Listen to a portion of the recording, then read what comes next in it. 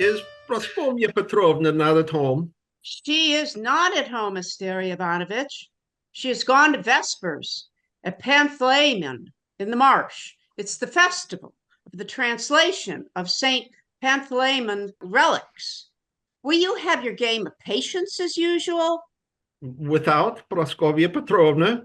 Oh, she would be sorry if you missed your game because she was late. You can play again when she returns. She likes to watch you. Very well. Shall I prepare the samovar? Not yet. I will wait. How greasy these cards are. No wonder, Astery Ivanovich. It's 2 years since you bought this pack. Varvara, there's no water in my jug. There is one of the lodgers calling you. It's a schoolmaster. Well, better not keep him waiting. He is an angry man. I will go. Excuse me, please. Who's there? Come in, come in. Good day, sir, good day. May the holy saints preserve all in this house. Ah, it's you, Spiridon. Yes, sir, it is Spiridon the stonemason. What brings you here, Spiridon? Is Praskovya Petrovna not at home? No, she has gone to Vespers at St. Panteleimon's in the marsh. The service is late tonight. Yes, you are a hard man, Spiridon. Me, sir. And you lose money by your hardness. Praskovya Petrovna is a poor woman. For years she has been saving up money to build a stone house over the grave of her son in the Trotsky cemetery. You say that you will build for 500 rubles, but you ask too much. By starving herself and pinching in every way, she has saved up 400 rubles at last. And if you were a wise man, you would accept it. For see, she is old. If she starve herself to save up another 100 rubles, she'll be dead before she's got it. Her money will be sent back to her village, or it will go into the pocket of some official, and you'll not have the tomb house to build at all. I have thought of all these things, Asteryyi Ivanovich, since you last spoke to me about it. And I said to myself, Asteryyi Ivanovich is perhaps right. It is not only Praskovya Petrovna who is old. I myself am old also, and may die before she has saved up enough money. But it is very hard to work and be underpaid. Good Valdai stone is expensive and hard to cut, and workmen nowadays ask for unholy wages. Still, I said to myself, a tomb house for her son. It is a God-fearing work, and I have resolved to make the sacrifice. I've come to tell her I will consent to build it for 400 rubles. Ah, you have done rightly. You're an honest man, and God and St. Nicholas will perhaps save your soul. Good evening, Astery Ivanovich. Is Praskovya not at home? No, she is at Vespers. I came in and found my stove smoking. I wish to ask her permission to sit here a while to escape a headache. Who is this? Ah, Spiridon. And by what miracle does Astery Ivanovich hope that God and St. Nicholas will save your soul? He has consented to build Praskovya Petrovna the tomb house over Sasha's grave for 400 rubles instead of 500. Oh, that is good. She will be glad to hear the news and shake hands on the bargain and christen the earnest money with vodka. The earnest money? No, sir, there can be no earnest money. The whole sum of money must be paid at once. I'm a poor man. I must pay the quarryman for the stone. My workmen cannot live on air. If she has the money, she will pay you. Well, if there is to be no earnest money, at least we will have the vodka. Vodka is good. Sit down and wait till she returns. She will not be long. No, I will come again in an hour. I have to go to my brother-in-law 2 streets away. I will come again as I return. Why are they beating drums? It's a patrol passing. The soldiers are very watchful today. It's because the Empress comes this way tomorrow on her journey to Smolensk. They have arrested many suspicious people. All those who have no passports are being sent away to Siberia. Oh, poor creatures. Why should you say poor creatures? If they were honest men, they would not be without their passports. Good evening. Wait till they have gone. We honest men have nothing to fear from them. Good evening. I will return again in an hour. How glad Praskovia will be. Say nothing of this to anyone. We will keep it as a surprise. Varvara, my pretty child, fetch the bottle of vodka from my room. Vodka in here? Praskovia Petrovna will be angry. No, she will not be angry. She will be glad. Do you play patience here every night? Every night for more than 20 years. What is it called? It is called The Wolf. Does it ever come out?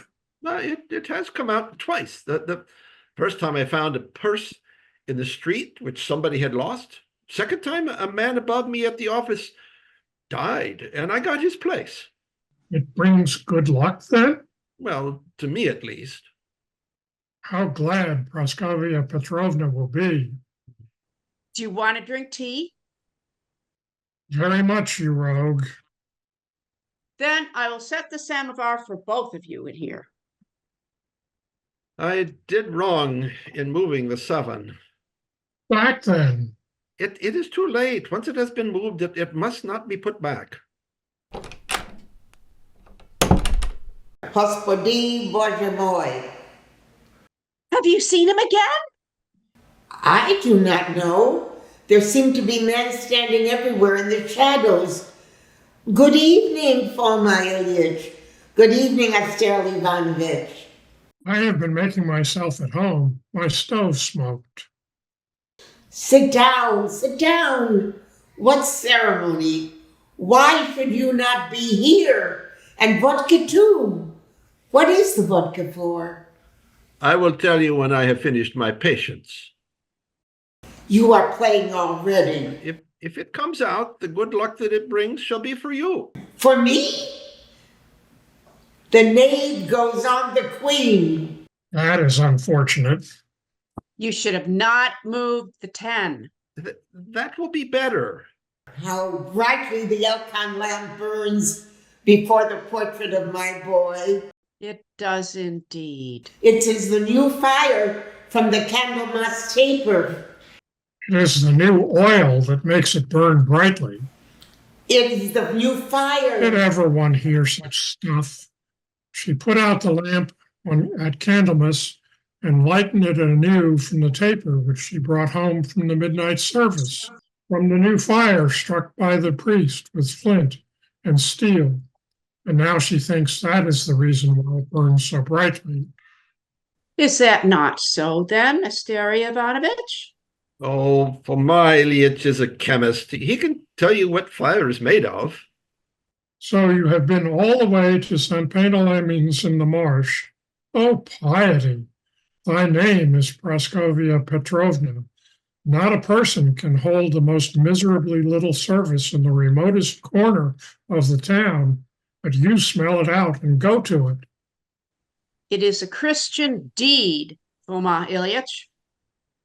Now I can get at the ace. I must get your supper. And on All Souls' Day, she brought home the holy water in a bottle and sprinkled the rooms of all the lodgers. The schoolmaster was very angry. You spotted the cover of his Greek lexicon. He says it is a pagan custom come down to us from the ancient Scythians. I do not like to hear jokes about sacred things. One may provoke heaven to anger. Now I get all this row off. You are always afraid of offending heaven. Of course I am. Think what I have at stake. For you it is only a little thing. You have a life of your own on earth. I have none. I have been good as dead for 20 years, and the only thing that I desire is to get safely to heaven to join my son who is there. We all wish to get to heaven. Not as much as I do. If I were in hell, it is not the brimstone that would matter. It would be to know that I should not see my son. I believe it is coming out. The 6 and 7 go. All saints pervert us. And the 8. No, not that one. Leave that. Where did it come From here. No, from there. from? It was from here. It is all the same. It will go. And the knave from off this row. The wolf is going out. It is 7 years since it went out. 7 years? It is out. It is done. Hooray! Some great good fortune is going to happen. What can it be? And what is the vodka for? The vodka? You promised to tell me when the patience was done. How much money have you saved up for the house on Sasha's tomb? 406 rubles and a few kopecks. And Spiridon asked for 500 rubles. 500 rubles. What if he should lower his price?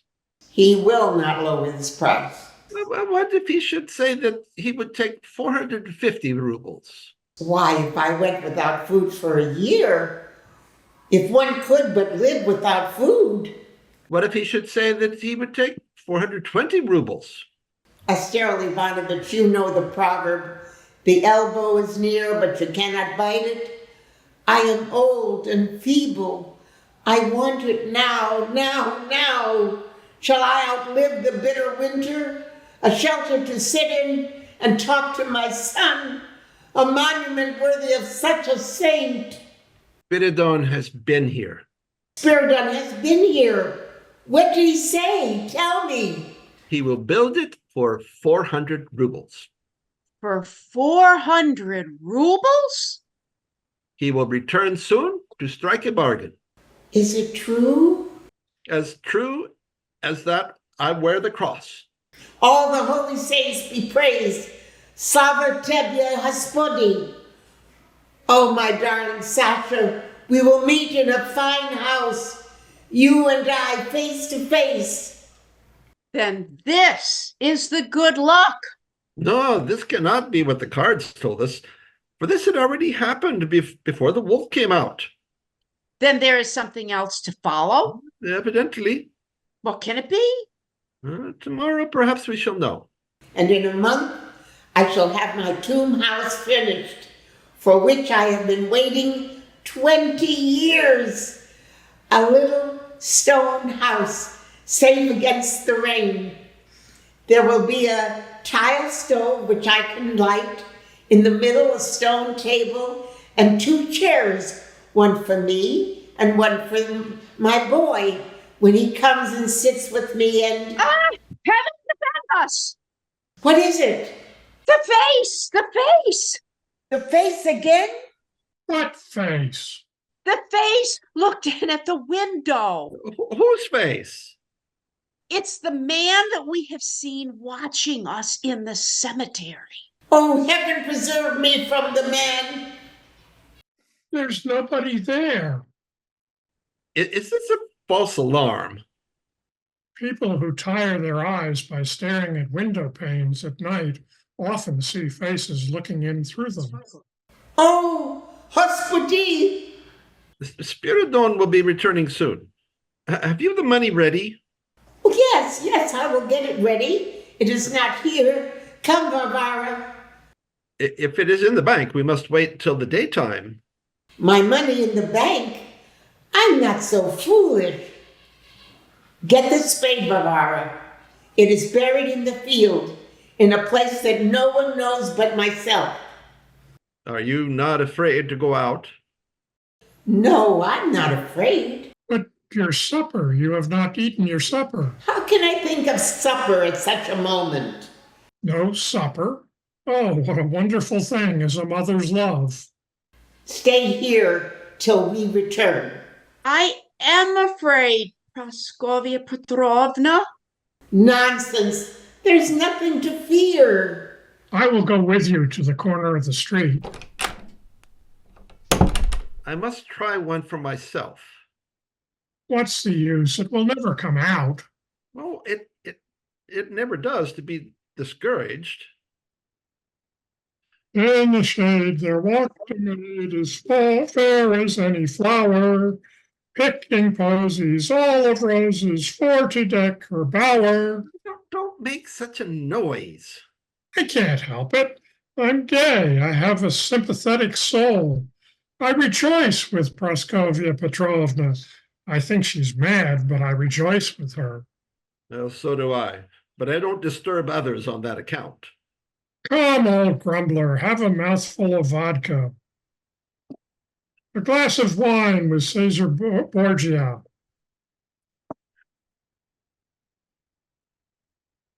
As she went down the bent, she met a merry fellow. He was dressed in all his best, in red and blue and yellow. So he was a saint, was he, that son of hers? Well, what advantage is that? You and I are not saints, are we, Asteria Ivanovich? I do not care to parade my halo in public. Oh, as for me, I keep mine in a box under the bed. It only frightens people. You think he would have remained a saint all this time if he had lived? Who can say? Nonsense. He would have become like the rest of us. Then why make all this fuss about him? Why go on for 20 years sacrificing her own life to a fantastic image? Well, why not, if it please her to do so? Say what you please, but all the same, she is mad. Yes, Praskovya is mad. We call everyone mad who's faithful to their ideas. If people think only of food and money and clothing, we call them sane. But if they have ideas beyond those things, we call them mad. I envy Praskovya. Praskovya has preserved in her old age what I myself have lost. I too had ideas once, but I've been unfaithful to them. They have all evaporated and vanished. What ideas were these? Oh, liberty, political regeneration. Ah, yes, you were a sad revolutionary once, I have been told. I worshipped liberty, as Praskovya worships her Sasha, but I've let my ideals down in the dull routine of my foolish, aimless life as an office hack, a clerk in the district council, making copies that no one will ever see of documents that no one ever wants to read. Suddenly there comes a revolution. There's fighting in the streets. Men raise the red flag, blood flows. I might go forth and strike a blow for that liberty which I'd loved 20 years ago. But no, I've become indifferent. I do not care who wins, the government or the revolutionaries. It's all the same to me. You are afraid. One gets timid as one gets older. Afraid? No. What am I to be afraid of? Death is certainly not so much worse than life. No, it's because my idea is dead and cannot be made to live again. While Praskovya, whose routine as a lodging housekeeper is 100 times duller than mine, is still faithful to her old idea. Let us not call her mad. Let us rather worship her as something holy for her fidelity to an idea in this wretched little town where ideas are as rare as white ravens. She has no friends to love? She has never had any friends. She needed none. She has relatives, I suppose. None. What mystery explains this solitude? Well, there is a mystery, it is easily guessed. It's an everyday story. The story of a peasant woman betrayed and deserted by a nobleman. She came with her child to this town, and instead of sinking, she set herself bravely to work to win a living for the two of them. She was young and strong then. Her work prospered with her. And her son was worthy of her love? He was a fine boy, handsome and intelligent. By dint of the fiercest economy she got him a nobleman's education, sent him to the gymnasium, and thence, when he was 18, to the University of Moscow. Praskovya herself cannot read or write, but her boy, the books on that shelf are the prizes which he won. She thought him a pattern of all the virtues. Aha, now we're coming to it. So he was a sinner after all. We are none of us perfect. His friends were ill-chosen. The hard-earned money that Praskovia thought was spent on university expenses went on many other things, on drink, on women, and on gambling. But he did one good thing. He hid it all safely from his mother. I helped him in that. Together, we kept her ideas safe through a difficult period. And before he was 20, it was all over. He was dead. Yes, he was murdered by some foreigner, I know. By Aldwych, a Pole. And what was the motive of the crime? It was for money. By inquiries which I made after the trial, I ascertained that this Aldwych was a bad character and an adventurer who used to entice students to his rooms to drink and gamble with him. Sasha had become an intimate friend of his, and it was even said that they were partners in cheating the rest. Anyhow, there is no doubt that at one time or another, they had won considerable sums at cards and disputed as to the ownership of them. The last thing was heard of them, they bought a sledge with 2 horses and set out saying they were going to Tula. On the road, Aldwych murdered the unfortunate boy. The facts were all clear and indisputable. There was no need to search into the motives. The murderer fell straight into the hands of the police. The district inspector, coming silently along the road in his sledge, suddenly saw before him the boy lying dead by the roadside, and the murderer standing over him with the knife in his hand. He arrested him at once. There was no possibility of denying it. And it was quite clear that the victim was Sasha. Quite clear. Aldwych gave intimate details about him, such as only a friend of his could have known, which put his identity beyond a doubt. When the trial was over, the body was sent in a coffin to Praskovia Petrovna, who buried it here in the Troitsky cemetery. And the Pole? He was sent to penal servitude for life to the silver mines of Siberia. So Praskovia is even madder than I thought. Her religion is founded on a myth. Her life is an absurd deception. No, she has created something out of nothing. That is all. In your place, I should have told her the truth. Oh, no. Anything is better than a lie. There is no lie in it. Praskovia's idea and Sasha's life are 2 independent things. A statement of fact may be true or false, but an idea need only be clear and definite. That is all that matters. Come in. Who are you, and what do you want? I came to speak to you. To speak to me? Take off your cap. Do you not see the icons? What do you want with me? Only a word, Astery Ivanovich. How have you learnt my name? You know this man? No. You do not know me? No. Have you forgotten me, Astery Ivanovich? Sasha! What is it? You look as though you'd seen a ghost. A ghost? There are no such things as ghosts. Would that it were a ghost. It is Sasha. Sasha? It is Praskovia's son, alive. Praskovia's son? You remember me now, Astery Ivanovich. How have you risen from the dead? How have you come back from the grave? You were dead and buried these 20 years and more. I have not risen from the dead. I have not come back from the grave, but a long journey. From where? From Siberia. From Siberia? Siberia. What were you doing in Siberia? Do you not understand, Astery Ivanovich? I am a criminal, a convict, a felon. I've escaped and come home. Of what crime have you been guilty? Do not ask me so many questions, but give me something to eat. But tell me this. There is food here. I smelt it as I came in. It's your mother's supper. I don't care whose supper it is. I am ravenous. I've had nothing to eat all day. And this wild beast be Praskovia's son? We are all wild beasts if we're kept from food.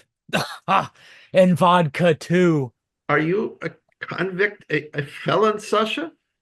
You who were dead? Then we have been deceived for many years. Some other man was murdered 20 years ago. The murderer said that it was you. He said it was me, did he? Why did Adamek say that it was you? Can you not guess? Adamek murdered no one. He murdered no one? But he was condemned. He was never condemned. Never condemned? Then what became of him? He died. Do you not understand? It was I who killed Adamek. You? We had quarreled. We were alone in a solitary place. I killed him and stood looking down at him with the knife in my hand dripping scarlet in the snow.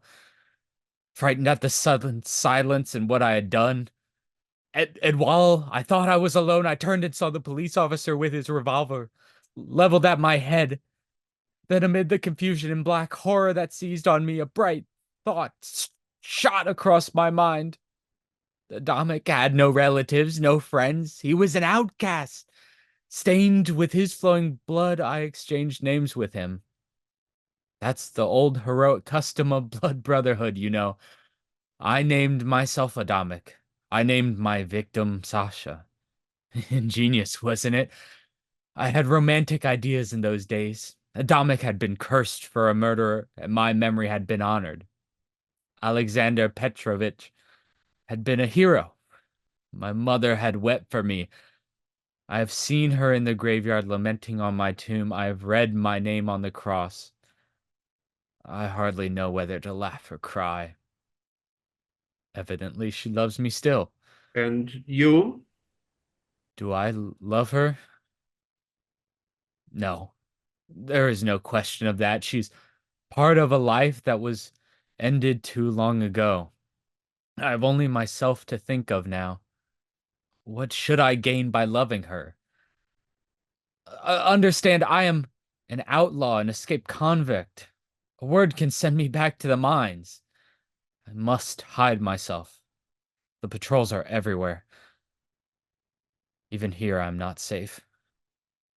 But why have you returned? Why have you spoilt what you began so well, having resolved 20 years ago to vanish like a dead man? If they had killed me, then I would have died willingly. But after 20 years, remorse goes, pity goes, everything goes. Entombed in the mines, but still alive. I was worn out. I could bear it no longer. Others were escaping. I escaped with them. This will break her heart. She has made an angel of you. The lamp is always burning. Ah, Alexander Nevsky, my patron saint, I drink to you, my friend. But I cannot congratulate you on your work. As a guardian angel, you have been somewhat of a failure. And what is this? Myself. Who would have known this for my portrait? Look at the angel child with the soft cheeks and the pretty curly hair. How innocent and good I looked. And even then, I was deceiving my mother. She never understood that a young man must live. He must live. We are animals first. We have instincts that need something warmer, something livelier than the tame, dull round of home. And even now I have no intention of dying. Yet how am I to live? I cannot work. The mines have sucked all the strength out. Have my mother any money? What can we do with him? Has my mother any money? Money? Of course not. Would she be let lodgings if she had? Listen, I'm a poor man myself, but I will give you 10 rubles and your railway fare to go to St. Petersburg. What shall I do when I've spent the 10 rubles? How do I know? Live there, die there, only stay away from here. What right have you to send him away? Why do you suppose that she will not be glad to see him? Let her see her saint bedraggled and love him still. That is what true love means. You have regaled her with lies all these years, but now it is no longer possible. She is at the door. Come with me. He must go out by the other way. No, I forbid it. It is the hand of God that has led him here. Go and unlock the door. Stand here a moment till I have prepared your mother. Why is the door locked? Were you afraid without old Praskovia to protect you? Here is the money. Now let me count it. Have you two been quarreling? There are 50 rubles in this bag, all in little pieces of silver. It took me 2 years.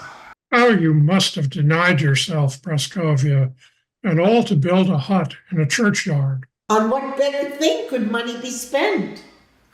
You are so much in love with your tomb house. I believe you would be sorry if it turned out that your son was not dead, but alive. Why do you say such things? You know that I should be glad. Ah, if I could but see him once again as he was then, and hold him in my arms. But he would not be the same now. If he were different, he would not be my son. What if all these years he had been an outcast, hiding in degradation? Who has been eating here? Who has been drinking here? Something has happened. Tell me what it is. Your son is not dead. Not dead? Why do you say it so sadly? No, it is not true. I do not believe it. How can I be joyful at the news if you tell it so sadly? If he is alive, where is he? Let me see him. He is here. No, no. Tell me that that is not him. My son whom I have loved all these years. My son that lies in the churchyard. Don't be cruel to me. Say that you are not my son. You cannot be my son.